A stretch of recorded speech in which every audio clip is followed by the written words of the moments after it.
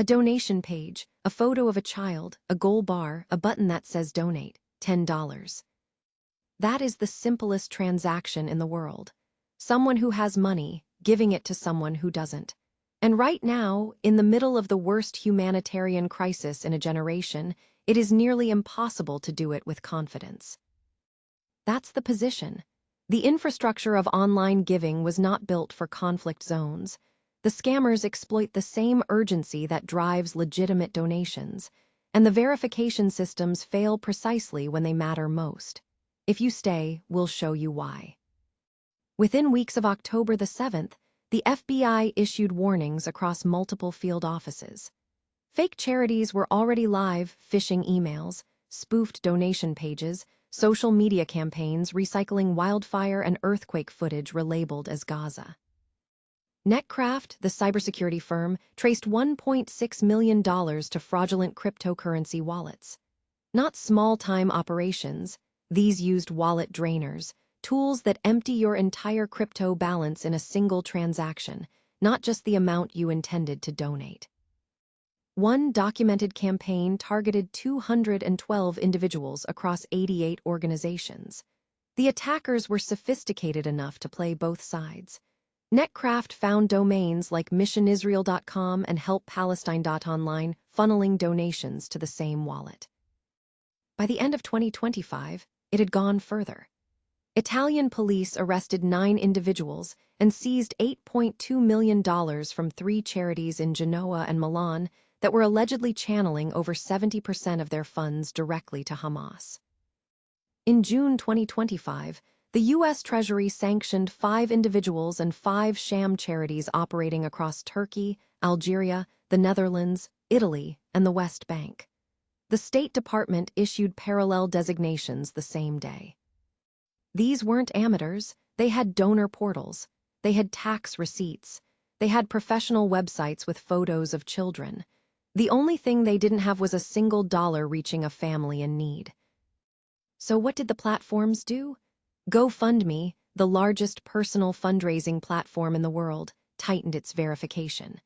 By June 2025, more than 12,000 active Gaza fundraisers had collectively raised over $300 million. But the verification process became the problem. GoFundMe froze campaigns, paused withdrawals, and refunded donations, sometimes after the platform had already collected tens of thousands of dollars in processing fees. The Samir Project, a verified relief organization run by Hala Saba, raised over $1 million. GoFundMe refunded $250,000 of it after collecting $44,000 in fees. The Sulala Animal Shelter had $50,000 refunded. Freelance journalists' unions had $6,000 blocked. GoFundMe has refused to disclose the total amount frozen or how many Gaza campaigns were shut down compared to campaigns for Israel or Ukraine. Al Jazeera, 7 Amleh, and the Racism and Technology Center have all published investigations calling the process discriminatory. And this is the verification paradox. GoFundMe can't verify organizations when the infrastructure for verification, banks, postal addresses, government registries, has been destroyed. So they freeze everything.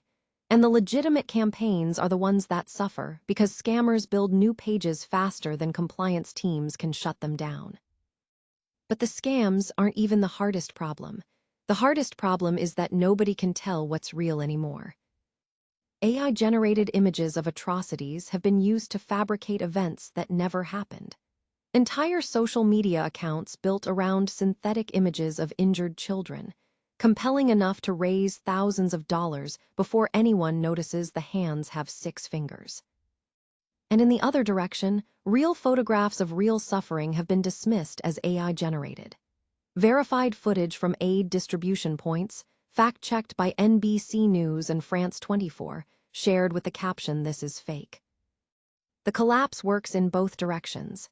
If you can't trust a photograph to be real, you can't trust a donation page that uses one. If you can't trust a donation page, you can't donate. And if you can't donate, the people who need the money the most are the ones who lose. This is not a technical problem, it is a trust problem, and it sits at the center of every failed donation. So what does credible actually look like? Because credible organizations do exist. They've existed for years. They just don't have the most viral GoFundMe page. Connecting Humanity, founded by Myrna El-Helbawi, has distributed more than 450,000 ESIMs to people in Gaza, over $10 million in donated connectivity value. Won the Electronic Frontier Foundation Award in September 2024. Nearly every photograph and video that has come out of Gaza since October 2023 has been transmitted through one of those ESIMs. The Palestine Children's Relief Fund, Charity Navigator 4-star rating for 12 consecutive years, independent audits, published financials, contested by some organizations, but the rating track record is public and verifiable. Doctors Without Borders, over 1,000 staff operating in Gaza, verified by every major humanitarian monitoring body, the one organization whose credibility has never been seriously challenged.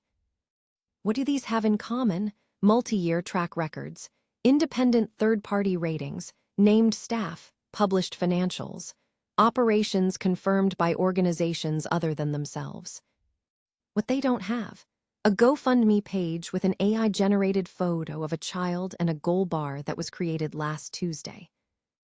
Within weeks of October the 7th, the FBI flagged hundreds of fake charities. Netcraft traced $1.6 million to fraudulent crypto wallets. GoFundMe froze campaigns and was accused of blocking $77 million in legitimate ones. AI-generated images were used to fabricate atrocities. Real images of real suffering were called AI-generated.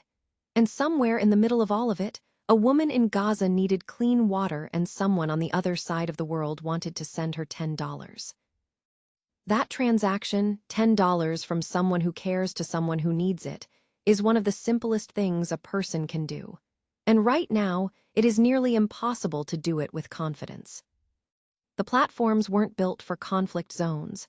The verification systems don't work when the infrastructure for verification has been bombed. The scammers know this. They exploit the same urgency that drives the real donations, using the same language, the same images, sometimes the same names. We put the organizations with multi-year track records, independent ratings, and confirmed operations on the ground in the description and the pinned comment. We check them ourselves. Generosity shouldn't require an investigation. Right now, it does. If this changed how you see your next receipt, your next bill, your next upgrade, we did our job. Like and subscribe, we have more to show you.